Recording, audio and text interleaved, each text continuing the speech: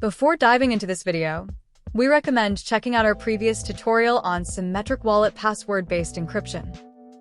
Today, we'll explore the process of symmetric document password-based encryption while uploading the document to IPFS. Web3 encryption secures your data on your device, ensuring only you can access it with your private key. Now, let's encrypt the document and upload it. Go to Upload and choose a file to upload.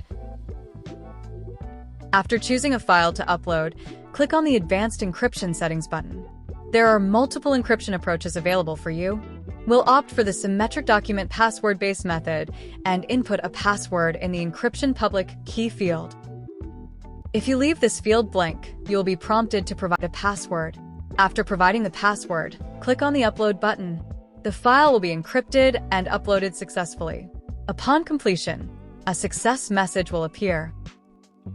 To interact with the file, you can click the Download button next to the Unpin button to save it locally. The file will be downloaded in an encrypted format. Click the Download Data button under Data/Content Operations to download the original file content. After clicking the Download Data button, you will be prompted to enter the password. The original file will be downloaded successfully after entering the password. As you can see, the file is now decrypted and downloaded successfully. To view the original file content, click on the Decrypt Data button. When you click the Decrypt Data button, you will be prompted to enter the password. After entering the password, the file will be decrypted successfully and you'll be able to see the original file content. The data will appear exactly as you entered it.